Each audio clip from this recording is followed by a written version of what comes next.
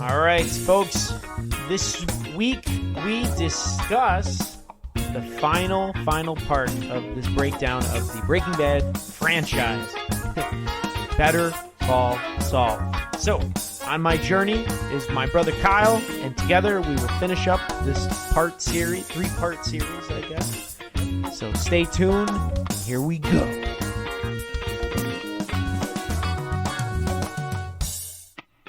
All right, folks, welcome back. Here with me is my brother from the same mother, Kyle. Yes, I am here with you to talk about Better Call Saul, the final one of our three-parter that we're doing. Yeah, finally. It's been good. Ride. I enjoy. I know you've been really excited to talk about this film. Show, not film. Or show. Sorry, this show. Because I know. So, not to toot my own horn, but you didn't want to watch it, or you had no interest of the show because until I told you about Breaking Bad. Whoop. Well, no, I had no interest in Breaking Bad or this show because I just, I tried Breaking Bad years ago and just it didn't hit. So I was like, why would I watch it? It didn't resonate with me. And then I was like, finally, I'll give it a chance, but I'll do it in order. Yeah. And I gave it a shot and it fell in love. You gave the show a shot. And then you fell in love. Well, with Better Call Saul. With Better Call Saul. You started in order. And overall, like, what did you think? Like, did you have any expectations going into Better Call Saul? Or did you know? Because, like, this was the first thing that you started watching. Yeah. So my expectations going in is it wasn't like Breaking Bad where I asked a lot of people that, and all this, and it was hyped up to absurdity. It wasn't like that. So I went in fresh. Didn't really ask much opinions. Just... I was like, what's in order? Mm-hmm. And a lot of people said Better Call Saul is a very good show. It's still ongoing. But some people, I only maybe a handful were like, better than Breaking Bad, as good, slightly worse, ballpark in it. Though. Interesting. But it wasn't like an overwhelmingly amount of people saying, this is the greatest piece of television that's ever existed.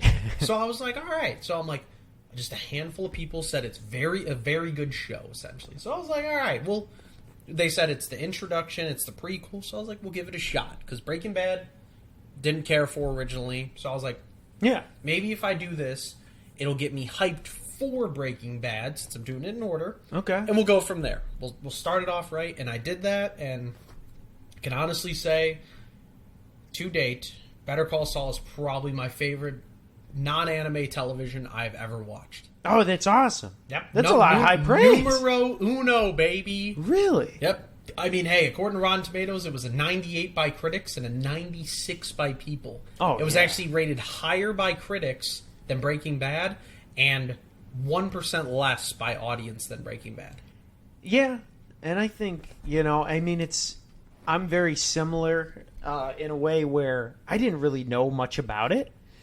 Because all I ever heard was Walter White. That's all I ever heard about was Walter White this, Walter White that. He's the protagonist. So when I heard Better Call Saul, I was like, who's Saul? Yeah. Because I didn't watch Breaking Bad, so I didn't know who Saul was. I didn't know that was a character. And then when I started it, and then I see like the black and white, and I see a guy just sitting on a couch watching commercials for Better Call Saul. Better Call Saul. You got law problems, call Saul, and all this stuff. And I'm like, what? And it's like a guy working at Cinnabon, and I'm like, what is this? And then just talking about, I see the main guy, Bob Odenkirk, and he's Jimmy. And I'm like, well, what? I'm like, I thought it was Better Call Saul. And then like after like an episode, I was like, maybe he becomes Saul down the road. And this is, again, a lot of people were like, it's the prequel. So I was like, this is his story about becoming Saul. Yeah. And I didn't even know it was Saul Goodman when I started because, again, didn't do research. I wanted to go into it blind, essentially. And so I tried. I didn't look anything up. People told me very basic stuff, so I went into this clean slate. And he helps create, essentially, the Empire. So I'll, spoilers, essentially, because this show just ended like a week ago when we're recording this on the 26th of August. So spoilers. Yep. If you don't want to hear them, skip to the end for our review.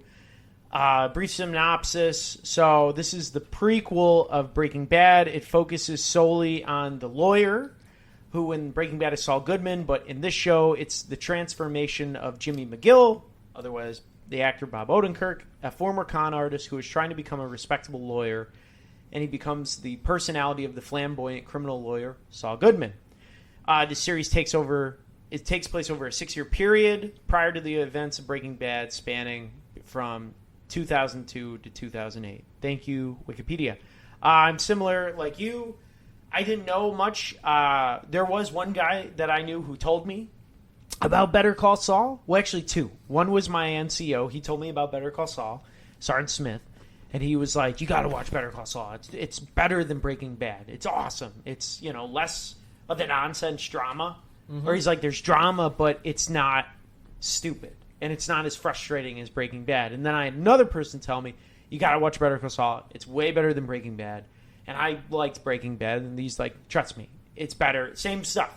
Less drama, less nonsense. So you essentially got what I got for Breaking Bad. You you only had a handful of people, but you got people saying, you got to watch this. This is the best. Yes. They said better than Breaking Bad. So you went into it kind of like how I went into Breaking Bad, where it was just hyped up, and you're like, all right, that's a tall order. That's some big shoes to fill. So I did it opposite. So I saw it in sequential as it came out. You saw it in the order of the prequel to that. So that's pretty interesting, our different ideas. This show, to me, was very nostalgic because I enjoyed Breaking Bad, El Camino, and so seeing these characters revisit and learning about Jimmy and his rise to becoming Saul, to me, was really fantastic. Yeah.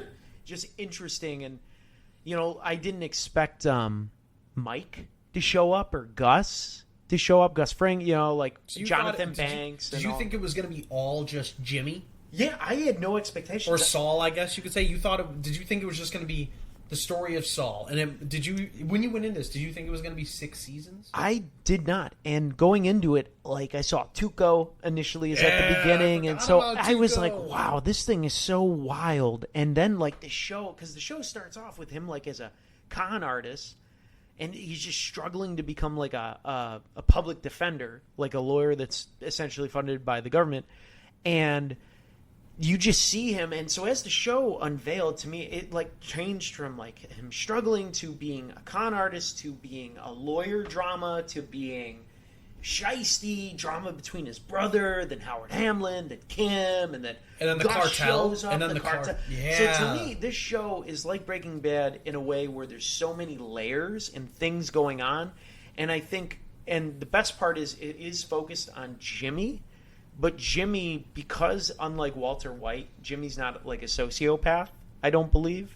He does care about Kim, and it's kind of like a love story in a way, but also it's got everything. But Jimmy mostly just cares. The difference between Jimmy and Walt is Jimmy cares about his money, but he's not in deep where he can't get out. Yeah. He can get out anytime because he actually is one of the most incredible lawyers that's ever existed, if not the most, because of the end of season 6. You find out he's probably the greatest lawyer that's ever existed for weaving his way out of situations. Yeah. He can get himself out of anything. So that's the difference, is Walt is just a chemist who is good at what he does, but once he gets in too deep, he either has to kill people or beg his way out or pay people off. Whereas Jimmy could just talk his way out. Jimmy doesn't kill people. He doesn't have to spend the money. He could just talk his way out. And it's shown many times, even in Breaking Bad, he's not about killing people at all. He kind of has people do that for him. If someone needs to get taken out, it's just I don't want to know, but get it done. But I don't want to see it. I don't want to know. And that's why I like Jimmy as a better main character. And he has an ego. He has problems with his brother. There's a lot of issues there. But the best part about it is when the series wraps up, he delivers one of the best monologues, and he atones for his sins. And I think with this series, Vince Gillian, it's the final one. He really filled in any gaps that were even there in the regular series. El Camino, it was perfect. I haven't seen a better series in my life. He filled in all the gaps. Everything, they did callbacks. Oh, dude, the ending and that, just, like we talked about yesterday, just that. The last episode, with the amount of just hinting at things and paying homage to stuff and callbacks, there was just that last episode. There was 4 or 5. I mean, it was so good for just setting it up for like deeper meanings and understanding. It's like, did he do this just because it looked nice, or did he do it because like it's kind of showing here's the symbolism? And it was just that's why I liked it. It was just the arts, and it didn't. And as I said to Sean before, and this is why it became my number one, was the ending. It was a wild ride from start to finish. Like again, like we've said, the first season of any show, if it's either really good or it's fine. Like for me, because it's just your world building, you're introducing a lot of people. There's usually a lot of dialogue, exposition. So like that's setting the stage. So like season 1 again is kind of like season 1 Breaking Bad. It's there, it's a good start, but it's nothing special, nothing memorable, nothing to scoff at though. Yeah. And then like season 2 is where it starts to pick up, because then you get more in depth with Chuck, Howard, Kim, stuff starts happening. Mike, Davis and Maine. That's where Mike, Gus. That's where like who was Nacho it? shows up. Dude, Nacho. Yes, but like that's where you get that big account with the retirement home. That all starts like it starts to gain steam pretty early, I think, and it so. just, to me at least, it never stopped. So like what Breaking Bad had from like mid to end season 2 through season 4, it was that. But it didn't stop at season 4. For me, it went until the end of the show. It didn't feel shaky. I loved how they did everything. Because, like, and the show essentially ended in the mid-season finale. Season 6 was near the ending. And then there was, like, 1 or 2 episodes of wrapping up. And then it was just all future. After Breaking Bad, after El Camino. And some people hated it. And I loved it. I enjoyed that. No complaints. Because, like, the choice that Vince made to, like, shoot the present events that are going on with Jimmy in black and white solely, and then, like, focusing, on the past was in color, I think it was a really good choice. Oh, and some people hated that. Some of my friends even said, they're like, I liked it, but the fact that it was in black and white was just annoying to me. And I go, what would you have done if you were alive in the 70s and 60s and 50s when TV was in black and white? I'm like, would you... It was a good choice. Come on, like, I love the choice. It was a good stylistic choice. Because it helped. Because, I mean, what would you rather differentiate. have? Would you rather have, like, it cut to the future and be like 10, 15 years in the future and need to keep being reminded? Yeah. And then when it goes back in time to show a flashback, back in time, present day, 10 years in the past, 10 years. Would you want that text to pop up every 5 minutes? No. I wouldn't have. That would have been a little annoying. I would have been like, all right, just pick an episode, do it in the past. Pick another episode, do it in the future. Instead of having it jump around. And I like the black and white, though. And it's nice because with black and white, you get to focus solely on the characters. You're not distracted by the nonsense like that a lot of color shows do, where you can see the different colors, the cars, whatever. You solely focus on the characters and, like, what they represent. Yes. And I think for Jimmy, it was awesome. I loved the future events. I loved that he still was trying to be a con man, to the very end. To the very end, he was still going and taking, like, retail fancy clothes and selling them. He started Jimmy, taking people's IDs, slowly stealing from their. He's just he was such a brilliant con artist till the end. But he still somehow had Kim was always the thing for him. He loved Kim, and he would do anything to help her. She was the anchor. She brought him back down if he ever got too high up. And Kim was great in the show. Just I know we're in this episode already, but for clarification to people who don't know, Bob Odenkirk, Saul Goodman, and then Jonathan Banks is back as Mike. We have Michael McKean as Chuck, Jimmy's brother, and then for Kim Wexler, it's Rhea Seahorn, I believe is her name, unless, hopefully. And then Patrick Fabian is Howard Hamlin. And let's see, we have Michael Mando as Nacho Varga. And then, Gus returns, Giancarlo Esposito, and then a couple other people. Tony Dalton makes an appearance as Lalo Salamanca. That's right, because the Salamancas are pretty big in this. And so I really like that. This series has a lot of levels. Like, you really get to see Mike you learn a little bit about his son dying and like his moral compass. At first, he's a pretty moral, ethical guy. Well, you get his backstory because he realizes and his downfall. His boy got set up by the cops and got betrayed, and they tried to rule it as, I forget what they tried to rule it as, like if he was murdered by like, you know, on a case or like something he was doing. But then Mike, you know, being an ex-cop and all stuff, and the genius he is, figured out that he was set up by other cops and he was killed for the money, and Mike gets his revenge and he kills the 2 cops. But then when Mike does that, he's on the run then because he's, you know, it wasn't 100% proof, but he was suspected. So that's how he comes to Albuquerque, and it was great. He compromised his moral compass. And I think that's because that's the big thing with this show is like you really see these characters becoming their own, how they get to the finished product in Breaking Bad, because even Gus isn't perfect at his job. He makes mistakes. Well, because he's starting out in you see the show. Like his laboratory being built. You know, you see what's that guy's name? The coffee guy that gets murdered by Jesse in Breaking Bad. We just talked about him. We just talked about him too. I don't want to have to look it up because I do know it off the top of my head. But you see all the characters in their beginning form before they before they make it to Breaking Bad. And I really like that. They do have callbacks in this film, or in the series. You know, Bryan Cranston and Aaron Paul show up for like 2 episodes as Jesse Pinkman and Walter White. We do see Hank's wife show up.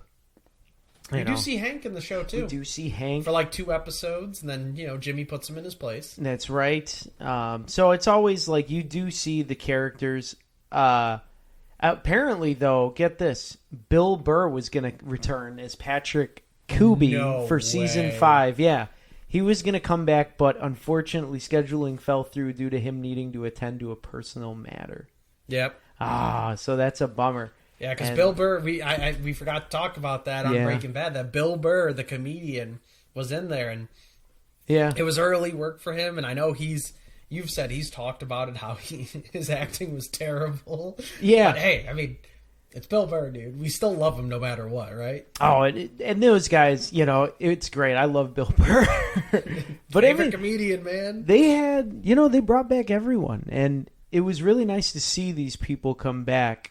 Especially for me, seeing Breaking Bad first. For you, how is that, like, being introduced to all these characters? Did you like them all? See, they were actually introduced, like, well for me. Like, it wasn't overwhelming. Like, it was just, they set the stage really nice. Because, like, when you meet Jimmy, they kind of set it up early on. Who he is, what he is. Like, he's kind of just, like, he's the defender of the guilty. And he's trying to get the guilty, less sentences. So he's kind of, like, a bad guy, you could say, but he's not, because he's also they introduce Chuck.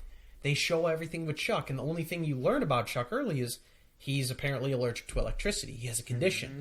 So you're kind of like, okay, this guy's just insane. But then you see Jimmy taking care of him, and you're like, wow, okay, Jimmy's actually like doing all of this for his brother, because you see he lives in a nail salon, like the boiler room, and you're like, so this dude has nothing so he can take care of his brother. Like, that's admirable. And then you meet Howard Hamlin, you meet Kim, you meet a lot of characters early on, but it's Gale. Not... Yeah, Gale, that's what it was, Gale Bettiger. Gale. I thought it was Gene, but I was like, that's not him, that's later. No. That's Saul. But, they do callbacks to tons of characters. Yeah. And I mean, I loved it. I didn't feel overwhelmed by the amount of characters, the dialogue. Like, it was, for me at least, it was easy to keep it straight who was who, and what, like, their occupation was, what they are to each other. And as you said about the layers, 100% agree, because I did enjoy how you have Jimmy and Chuck and Howard and Kim is their own layer, but then and they're the main focus, but then you also get all these snippets and tidbits of Mike, and with Kaylee, his granddaughter, and his son's now ex-wife, because he passed, and it's just like him trying to do right and take care of them. And then you also get introduced to Gus and the cartel and the Salamancas, and you're like, wow, these guys are, like, horrible. But then you meet, and again, you already knew him, meeting Tuco. I was like, this dude's just an insane musclehead, because it shows him beating up people for being short or whatever, having attitude. He breaks the legs of the skateboarder. Exactly. Because Jimmy's like, don't kill him. Because they talk smack, and then Jimmy talks down this insane man to just breaking their legs, which is insane to me. I actually forgot about that. Thanks for reminding me. I loved that. That was season 1. And I loved it all because they insulted Tuco's mother. Yep. He was going to kill them. He was going to kill him for that. Insulting his mom over a one comment. And I was like, that's nuts. And then Jimmy talks him down, which was admirable. And then, like, again, with Tuco, you meet Nacho, who you think is just going to be a background character. They didn't really, you didn't think he'd appeal to much and come out for anything. I said it to Sean. Nacho's in my top, like, probably 3 favorite characters in the show. Mm-hmm. Just because his growth in Better Call Saul, you see his moral compass change, you see everything. For me, Nacho is just, he was a glorious character. Like, we all know who the top 2 are. It's Gus and Mike. Gus and Mike, I don't know if they can be outdone. Like, those 2, I feel like, are on their own level, and then it's 3 and down. And then for me, it's Nacho, and then after that, that's where it gets tough. Because there's, Better Call Saul, for me, has a stronger cast, a more well-rounded and a better cast, but that's also because, like we've said when we talked about Breaking Bad and El Camino, Vince had more time now because he had already established Breaking Bad. So as you said, like, he kind of figured it out, I think, when he got to Better Call Saul, and that's why the characters are more memorable to me. They all are, like, just better. They're not, I mean, did you personally feel any frustration in Better Call Saul like you did towards Walt or Jesse in Breaking Bad? There were some times with, like, Jimmy where he was, like, annoying because he kept doing the same thing, or, like, I didn't really care because I don't get off on seeing people do bad things, like, unless it makes sense, and so for him, I did get pissed off by Jimmy where I was like, oh my god, or like him and Kim when they were messing with Howard. I was like, come on. Poor Howard. Like, he doesn't deserve this. But overall, I felt the series was pretty enjoyable. Lalo was the sneaky, conniving psychopath. Nacho was this guy that just was petty drug man, and then he gets in too deep. And, you see just the changes of all the characters, the growth of, like, Mike, Gus. You see Jimmy become Saul. You see Kim, who's just like this little lawyer just trying to make it out of the mailroom, become like one of the greatest lawyers, and then she loses it all because she's aligning with Jimmy. Her ride is insane. Like, Kim goes up and down. Every single one of these characters goes through growth. Like, even Chuck, who's a guy who can't stand electricity, homebound, Jimmy's taking care of him, gets to the point where he can start practicing law again, and then he loses his license because Jimmy screws him over. Well, because and then he kills himself. Well, it's because like the whole thing with Chuck and Jimmy for season 3 is like one of my favorites. Where it jumped for me. Season 3 of Better Call Saul had the same hype for me as season 4 of Breaking Bad. Like, the pinnacle of Breaking Bad for me was as good as season 3 of Better Call Saul, and Better Call Saul only got better after season 3 because it was just. You think Chuck is just like can't handle electricity, so he's done. He's just gonna live out his life and grow old and die, and Jimmy's gonna take care of him. And that they have a rivalry, but they're still family. But then, like, it starts to come out that Chuck doesn't respect Jimmy, and he's like, I don't think you're a real lawyer. He's like, you're slipping Jimmy, you're garbage, you will always be slipping Jimmy. Yeah. It doesn't matter what you do. This is why Howard and I wouldn't hire you. Howard wanted you, but I talked Howard out of it. I personally, and it comes out that he essentially, like, hates his brother, and he thinks his brother's pathetic because he went to some, like, online college and got his degree, whereas his brother Chuck had to work his whole life. He's always blood, been jealous. sweat, and tears, and he's just jealous that Jimmy did it in a quarter of the time with half the effort and was as good or better. And so, like, Chuck was mad. Jimmy just always. He got, like, his mom said his name before she died. Like, Chuck just never. And Chuck lied about that. Chuck too, was just always jealous of Jimmy because he just felt that he got the short end of the stick, and Jimmy was always getting, the poor baby from everyone. Yep. And so, I mean, Chuck was right in many regards, and I loved how brilliant Chuck was because he was like Walter, but less like a dick. Well, he wasn't. He wasn't as frustrating at all. No. Like, Chuck's points, he was always right. Chuck made sense, and that's why he didn't annoy me like Walter and Jesse and them, because, like, he had every reason, though, to feel this. It wasn't just blindly like, oh, you're just, we were equal grounds. Our parents loved us or hated us equally.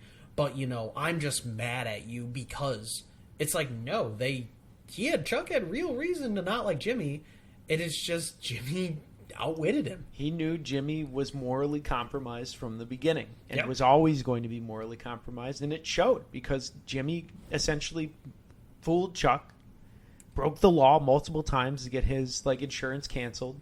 He essentially caused Howard Hamlin's death. He got Kim's career basically tanked. I mean, he ruined everything. Anyone that got close to him. Very much like Walter, Jimmy was the same. Anyone that got close to him, he caused chaos and havoc to their life because him and Kim together just caused absolute chaos because they're not good for each other.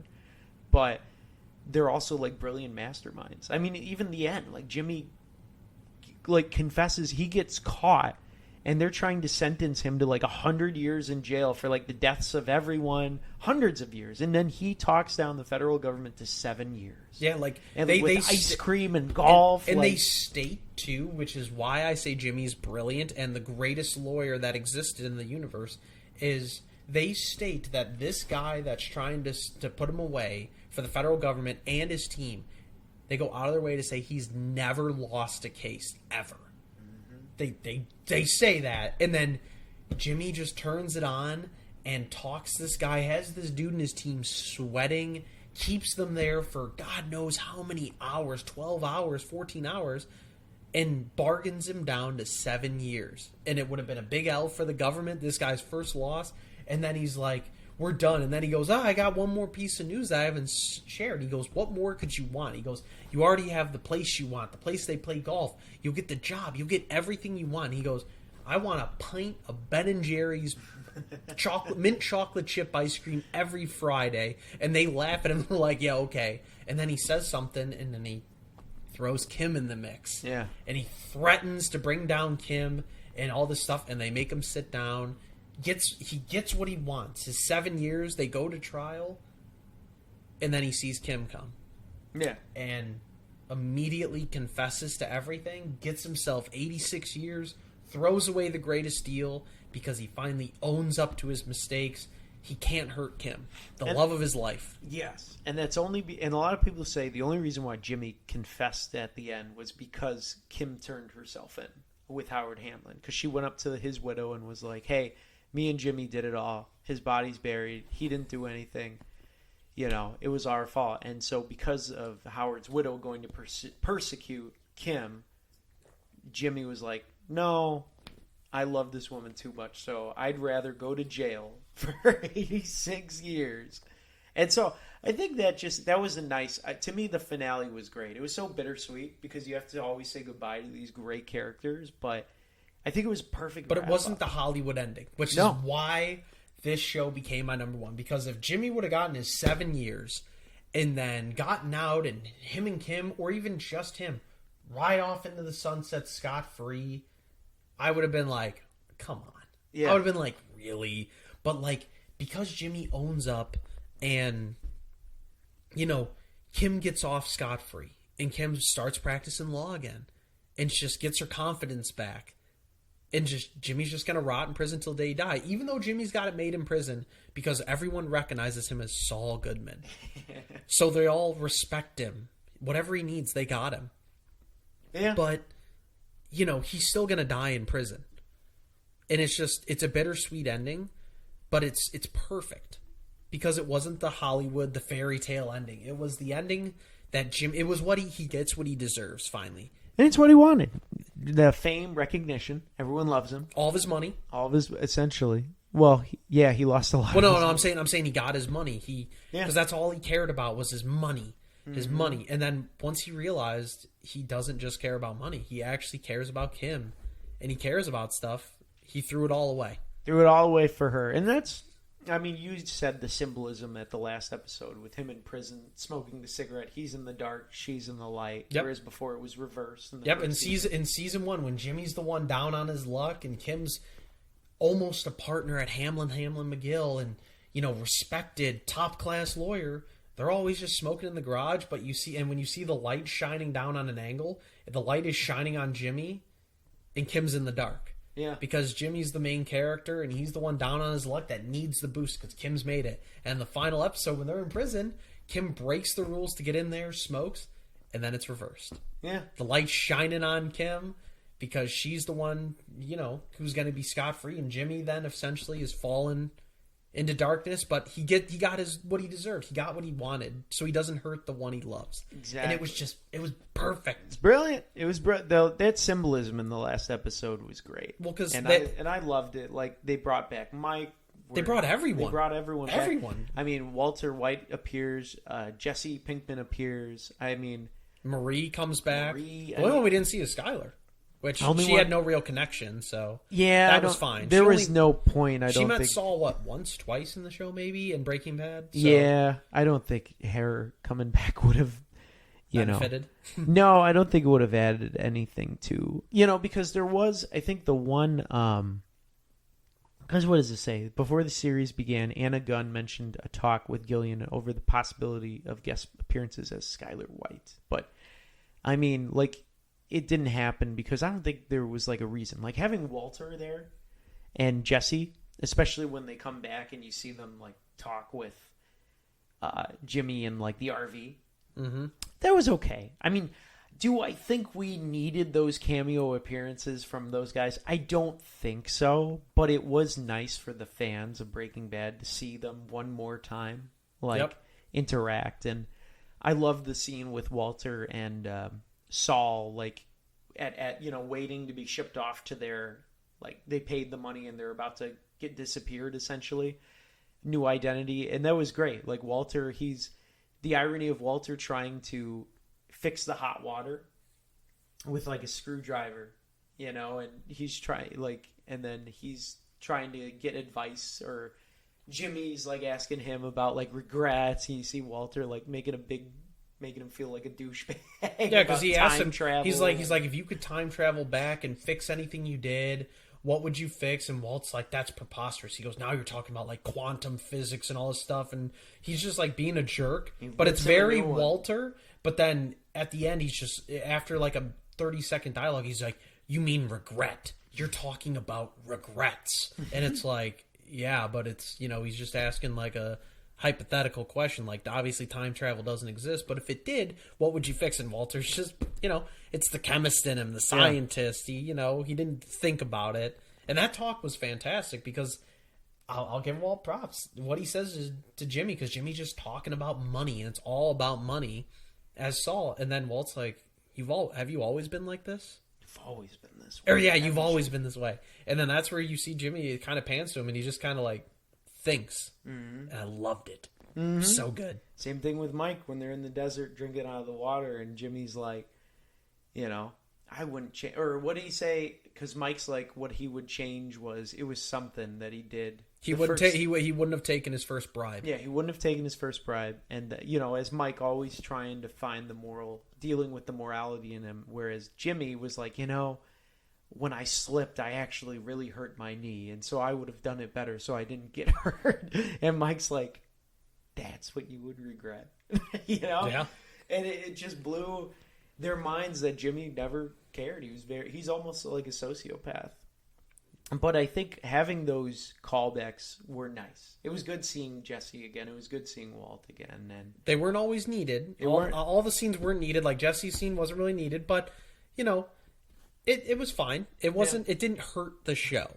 It was there. It was cool to see those were for, I think, people that saw Breaking Bad. Because if you didn't see Breaking Bad first and you just saw Better Call Saul, I feel like people that watched those scenes would be like, who the heck are these guys? Well, that's where I was lucky though, because like I said, when I watched Better Call Saul first, I got to season 6's mid-season finale, and I had caught up to the show. So that's when I started Breaking Bad, because I didn't see, because those were like the last like 2 episodes of Better Call Saul, which came out in the past like 2 weeks.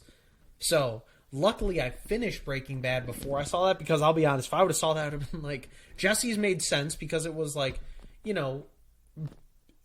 was pre-Breaking Bad. But then all the other scenes with like Walt and like Jimmy and then like the RV, I would have been like, what is happening here? Like, Yeah.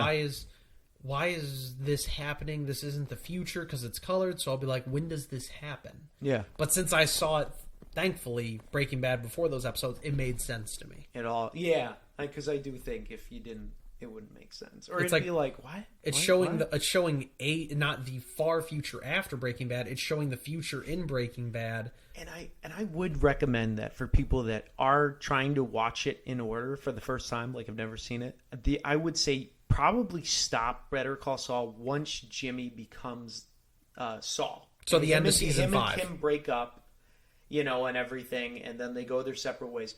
I would say, like, even the death of Howard Hamlin, I think, because it's like right there in the final season, like Jimmy becomes, like, once him and Kim break up for good, get a divorce, I would say pause, watch all of Breaking Bad, and then resume everything, like watch El Camino, and then come back, like, once it's solely just focused on Jimmy in the present, and when it's only black and white. Yeah. Because I think that wouldn't make sense to, if you watched it in sequential order, if you hadn't seen Breaking Bad. Yeah, because like what? they did a great job ending the show essentially, or like wrapping up a lot of it with the mid-season finale. Oh yeah. Because like the after the death of Howard Hamlin, it's like a perfect stopping point because like that's where I caught up to the show and there was nothing else to Better Call Saul.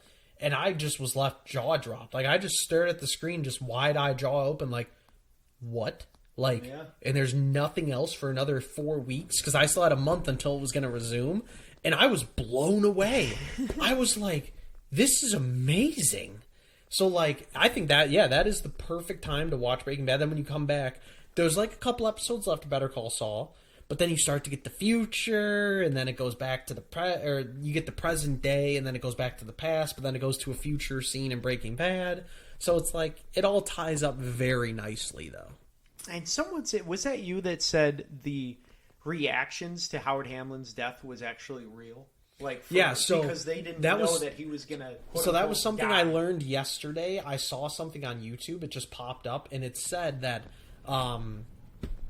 for Jimmy and Kim, they weren't told about Howard's death, that was going to happen like that. When it, beforehand, they didn't know Lalo was going to come in and do that. But Howard Hamlin's actor knew he was going to die. Yeah. He knew, but they couldn't tell anyone about it. So like, it was so good because it's just like they've been messing with Howard. So Howard comes over and he's drunk, and you think like, he's like, you've won. He goes, I get it now. I get why you're doing this. And they're all like, Howard, you need to calm down. You think Howard's going to attack them. Yeah. But he's like, no, he's venting his frustration like he gets it. He's like, what more can you take from me? He goes, you've done it all. He goes, you've embarrassed me. You've tarnished my name, my reputation, my company. What's left? And then while Howard's in the middle of this monologuing, you just see in the background, out of the shadows, Lalo walks in, and you're like, oh no, the big enemy, the big bad is here. And like, Howard notices him, and they're just talking to Jimmy and Kim, and you just see like, he sees that Lalo has a gun. You're like, oh, Howard and Lalo are about to team up and destroy these two. And you're like, great. Then you see Lalo like start to slowly put his silencer on his pistol, and Howard like, notices it, and he's like, yeah, he goes, I guess, I don't remember what he says, but something like, it's got to be this way, or like, this is how it's going to happen. And then all of a sudden you just see Lalo just shoot Howard in the head. And it took me, I didn't see it coming either. And like, the actors, Jimmy and Kim did not know that Lalo was just going to come in there and just shoot Howard in the head.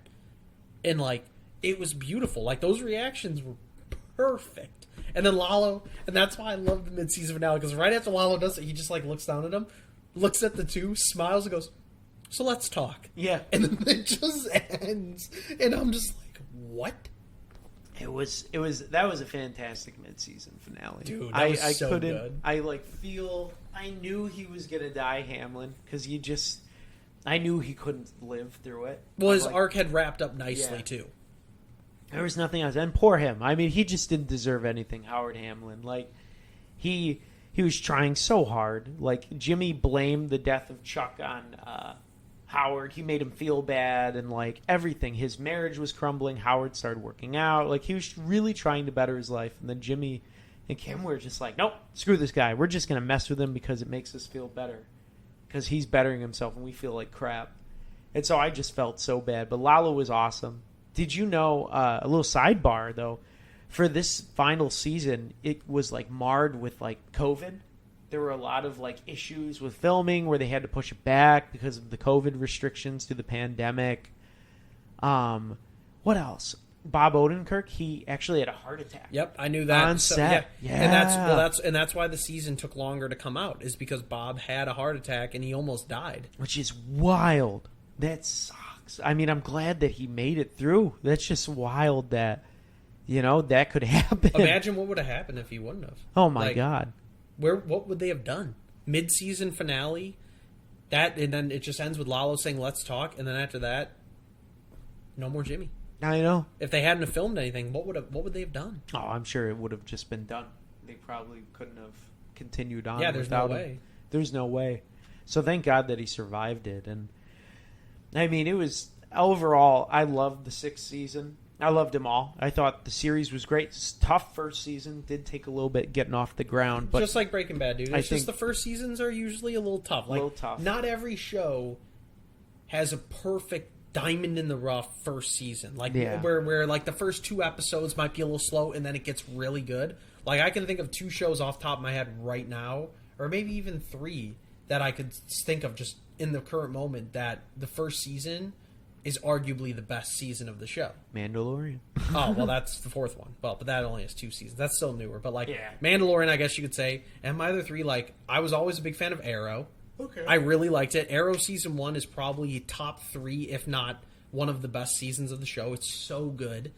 I really love... I mean, I like The Boys. Mm-hmm. The Boys Season 1 and Season 3, it's so tough for me to choose which is the best. But, like, Season 1, like, after, like, the first or second episode, I was just hooked. And it ended, and I was like, dude, I need more. And I had to wait a year because they released it all in one day, and I watched it all in like 4 days. And then I was like, I have to wait a year for this? And then the other one was Stranger Things. Stranger Things Season 1 is the best season of the show. I know it didn't resonate with you. I get it. Yeah. I can understand it. That's all right. It's a hit or miss. It's like how I don't think Breaking Bad is the greatest show. But, like, they hit and they sucked me in. Better Call Saul, Season 1, it's a little rough at times. I mean, the ending for me was just kind of like, it just ends with Jimmy driving away in his car. So I was like, okay. I didn't lose interest, though, because it had the framework, it had the good characters, had me interested. So I'm like, let's keep going. And Season 2 is where it really started to gain steam for me. And then it just kept going and going and going. And this series is wonderful because it's been nominated for countless Emmys, I would say. Like, it's an award-winning series. It's one of the best that I've ever seen, in my opinion. It's just, let's see. Better Call Saul has received 46 Emmy nominations, 7 of which are pending, for just everything. Bob Odenkirk, outstanding drama, supporting actors, supporting actress, outstanding writing. I mean, directing. It's an incredible series, and I don't know. To me, I feel overall this is just a great ending for the franchise.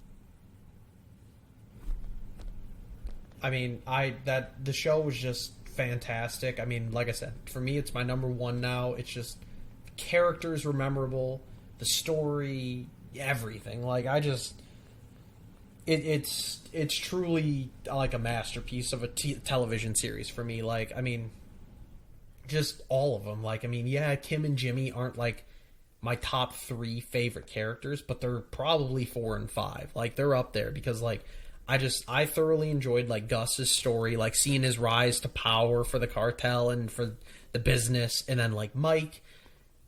Like, everybody loves Mike. Like, I mean, how can you not? He's just the old guy that's just full of wisdom and knowledge. But, I mean, who beats him up? No one beats him up.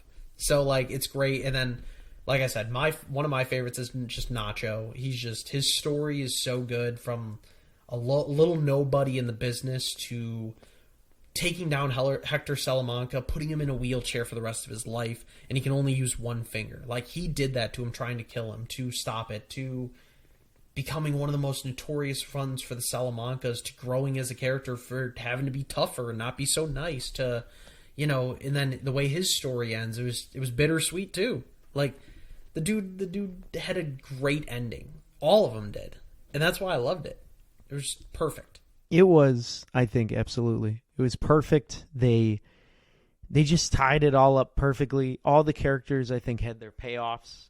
There wasn't a character, I don't think, that didn't go through something and change. And I think that's like the best part of this series is he really focused more on, like, the emotional beats were great, but like all the characters went through something. And a lot of people died. I would say, there were characters that I liked that died, like the German architect. When they were building the lab, he dies, and that was that was a bummer. Like, I remember watching that, I was like, oh man, they're gonna kill him off. And they had people come and go, and I think that's why the series to me is just so fantastic, because you never know what to expect. There's different things. I mean, if you look it up on I'll just use Wikipedia. It has it listed for genres, like as a crime drama, legal drama, black comedy, tragedy. And that's what it is. It's like, it's really something for everyone. And that's, to me, I think it satisfies as a perfect prequel. It's a fantastic show, great writing. And it's something that I love to watch. And I'm glad I did watch. Yeah, like, I think if, Breaking Bad, unfortunately, like you've said, does feel a little dated now because it came out, 07 to 12 or 07 to 13, something like that. Better Call Saul doesn't feel dated, even though it's supposed to take place, 6 years before Breaking Bad. It's supposed to be, earlier in the 2000s. It doesn't feel like that, though, which I love. It feels like it takes place before Breaking Bad, but it doesn't look old. It's like, I don't know how to describe it. It just feels perfect. Whereas if you go from this to Breaking Bad will feel dated. Just because, I mean, it is. It's almost, 12 years old, 13 years old from, like, the start. It's, it's dated now, but it's still good. But, like, Better Call Saul it starts really well, and it ends everyone's character arc that it needs to perfectly that isn't in Breaking Bad. And that's what I love. Like, I mean, it ends Kim's perfectly. It ends, the only ones that it really leaves open is what? Like, obviously, like, the Salamancas, for, like, Hector and the twins, and then, like, Mike, Gus, and Jimmy. Yeah. And, like, everyone else is either dead or they get their send-off. And it's so nice. Yeah. And I like that. I think if we're going to talk about, like, things that we liked or disliked about the series, I don't know. I think overall the series, to me, there wasn't much that I didn't like. I mean, the twins, I was never like a huge fan of the twins. Like, I know they're badass, but they're just there to be menacing. That's it. Like, they're just there to be the muscle that doesn't say much. They're tough. It's hard. No one can really take them out, and that's their job. And that's why I like them. Like, they're simple. They're basic. They don't do too much. Like, if they were to talk a lot and try to have a personality, I would have been like, let's calm down. You guys aren't main characters.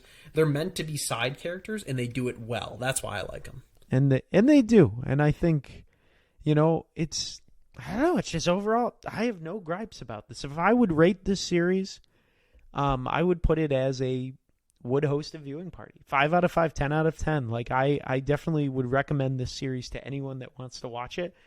I do think, like, you should probably then watch Breaking Bad just because it fills in some of the gaps. But overall, I think this is, like, some of the best television I've ever seen in my life. How about you? Yeah, like, I mean, every show has its problems. There is no show that has zero issues. Like, again, like we said, at times season 1, maybe even some parts of season 2 can be a little shaky, where you're just kind of like, it feels like a little bit of filler. It's like, yeah, that'll happen. But, like, the show picks up steam pretty early, and it just goes. Like, yes, Jimmy will have some frustrating moments, but it's like, it makes sense with his character, how he is with Slippin' Jimmy. It makes sense. And it's like, it's so good for me. That's why I like it, whereas other shows haven't. They just do it just to fill time. And I don't know, like, I the complaints about the show is really, like, off the top of my head right now, I'd really have to think about the downsides to the show. Like, I legit cannot come up with any off the top of my head right now. Like, I'd have to critically think about it because it's just wow. It's just a wild ride. Like, I would give it 5 out of 5, 10 out of 10. I would own it, would host a viewing party. I'd do all of that. I've recommended the show to so many people, and I've talked to people that say it's an okay show at best, or whatever, and I'm like, well, how far did you watch? Oh, I watched half of season 1, or the first 2 episodes, or all of season 1, and I'm like, so you gave Breaking Bad a chance and got through season 1 and said it was better. I'm like, and I just look at him like, really? Like, come on. I'm like, if you gave Breaking Bad a chance, I was like, watch all of Better Call Saul and tell me then. And if you don't think it's amazing, a masterpiece, I don't know what to tell you. Like, like I've said to Sean, I said Lalo to me was the perfect villain. I don't know how you fully felt about him, but I'll just give my 2 cents real quick, and we'll turn it over to Sean for that. Lalo, I classify him as the slippery banana, because Lalo, he's a tactician, he's a strategist, he's like Gus. He plans everything out. He critically thinks about every step he takes. He doesn't make a wrong move, and like, he shows it in the show. If he does get caught by accident, he has his ways to get out of it, and he always has an escape plan. And it's shown time and time again, and it's so beautiful. It's perfect. And then, like, how he gets taken out is the only way you could kill him was chance, luck, and that is what happens to him. He gets killed by luck, and I loved every second of it, and no complaints about that. How do you feel about Lalo? Yeah, I would say the same. Like, Lalo, to me, he was very unhinged at times, where he would just, like, brutally murder people. But I think he was a really good villain to bring in. Like, to me, he felt like he was one of the twins, but just more well-rounded. He could appear anywhere. He went to Germany, to talk to the dude's wife. Like, he could be anyone, anywhere, anytime. And I really thought that was like Tony Dalton. His acting was just incredible, and I love like his ending. I think him and Gus facing off, and then Gus like shooting him. Like, I thought that was beautifully filmed. Him killing the power, and then Gus just boom getting him like in the throat. That to me was awesome. And it also added a little bit extra oomph to know that he was buried under the lab. Him and Howard the whole time were buried under the lab. And that's what I love about Better Call Saul, because there's just so many layers of things that happen that go over to Breaking Bad that when you watch it, you're like, oh my gosh, I can't believe that was part of that. And I think it just shows like the mastermind of Vince Gilligan, like how well thought out this series is, how exceptional it is. And I don't know if there ever will be a series as good as this, because it's just so meticulously planned, it feels like, as he went through it later on. And I'm going to miss it. I'm going to miss the characters, but I think it's better to like leave it as it is now. They don't have to continue to reboot or like add more. I think it's perfect. And yeah, I look forward to more stuff, more content by him, because this is awesome stuff. Yeah, I mean, I second everything you said, because it's like, if they add more after this, there is the chance that it hurts all of the material that's already come out, or it hurts the characters. So just leave it. It's like, and as you said, I don't know if there'll be a show that I could like as much as this. There'll be shows that come close, but not that level, because it's like, I've ranted about it before, and I'll say it again. My favorite series of all time is Lord of the Rings for movies. And it's just, to me, I have not seen anything that's ever been able to pass that trilogy. Like, individually, like if you do just 1-to-1 for movies, maybe. But as a series as a whole, nothing for me can beat that. And that's how I feel like with Better Call Saul as a TV show. It's like that level for TV shows, for movies. Like, it's there. And it's just like, I don't know what can beat it. Because, like, my next favorite shows are great, but they don't get me as much as that. I mean, maybe, like, with their seasons that are coming, maybe they'll be up there. Because, like, I mean, I've said it to you. My next favorite shows are, like, The Boys, Stranger Things, stuff like that. And it's just like, they're not done yet. All right, so they're still going. They got a lot of material left. Like Stranger Things has one more season. The Boys could go for another 4 with the amount of hype it has. So that's why I'm like, unless they do something truly outstanding going forward, like I don't even know what they'd have to do. They'd have to knock my socks off. But like, they can't pass them. They can come close, but they can't beat it. That's high praise, and I agree. It's literally, it's just something that's really never been done, and I don't think we'll see anything like it ever again. Unless Vince makes another series, which is rumored to be happening. Vince is working on another series, him and his writers and stuff, that is 100% separate from the Breaking Bad, Better Call Saul universe, has nothing to do with it, none of the same characters, fresh start, new series. Mm-hmm. Who knows? Now, because think about it, with all the knowledge he has now, with Better Call Saul with Breaking Bad, El Camino, and then Better Call Saul under his belt, and learning from everything he did from mistakes, his next series could be as good as Better Call Saul, and learn if he saw mistakes in there, he could right those mistakes in his next shows going forward. We could see him finish a show in 10 years that could be the new greatest show ever. Yeah. And I second that. I mean, if I just to finish up, so like overall Breaking Bad, 2 television series, Breaking Bad, Better Call Saul. They had a movie, El Camino, a Breaking Bad movie.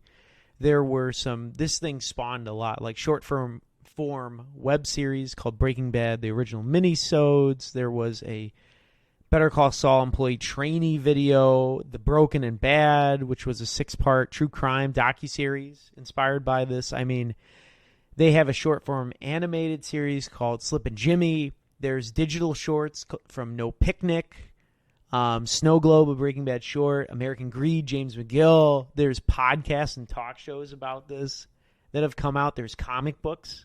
They even did a Spanish language remake in 2013 of Breaking Bad called Metastasis. There was a video game that came out called Breaking Bad Criminal Elements, and there's stage adaptations as well called Breaking Bad Ozymandias and Say My Name. And there's so much. I mean, this series, like Breaking Bad in itself, impacted Albuquerque, their legal system and like the drug cartels, because there was statues of Walter White and Jesse Pinkman, I think, this year in Albuquerque to give them praise.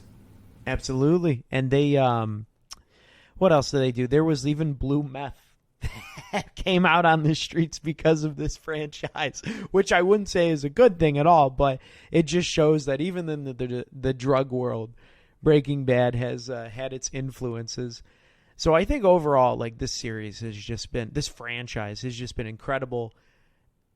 I cannot not worship it, but praise it enough and say it was a wonderful ride to check out and be a part of, to watch and just enjoy. And I probably overall will rewatch the series another time in my life. I think so. Oh, I will watch Better Call Saul more than one more time in my life. I probably will rewatch Better Call Saul in the next year.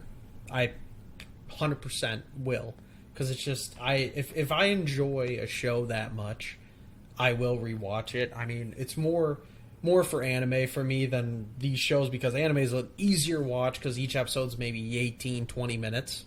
Yeah, there might be 150 episodes, but it's also an easier watch to binge because, like, I can watch 3 episodes in an hour. Mm-hmm. Whereas Breaking Bad, Better Call Saul, I can watch 1 episode in an hour. So overall, it was worth it.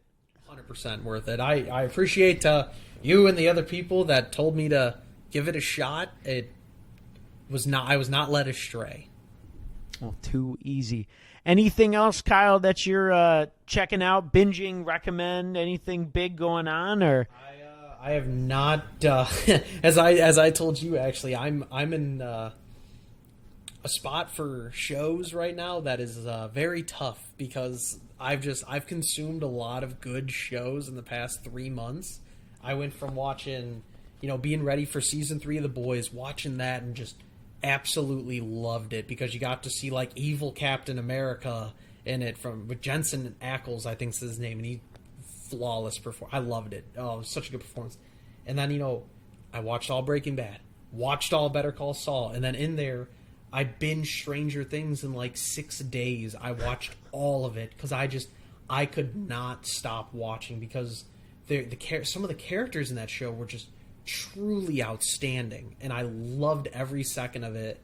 It's like I watched all of those, and then when I finished all of those, that's when there was like the final 2 episodes of Better Call Saul, and I finished those, and I'm like, man, I have just consumed 4 shows in a short time and blown away by them. And I'm like, the next show I choose, I feel sorry for it, because if it doesn't live up to like those, I'm gonna be like, man, why did I even watch this? I've seen 3 of my favorite shows of all time now in the past 3 months. So I'm like, this is tough. The next one I choose has to be something that's at least gonna be decent to me. So I've been waiting.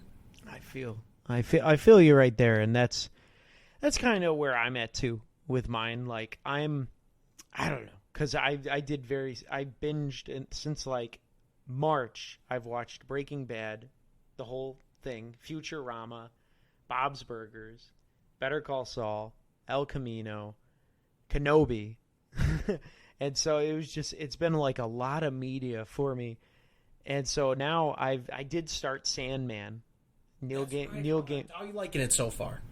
For Neil Gaiman's Sandman, so far it's okay. I would say it's too early for me to make like a recommendation or anything, but it's interesting. It's very interesting. I look forward to rereading the comics because I highly recommend the comics. The comics are so good.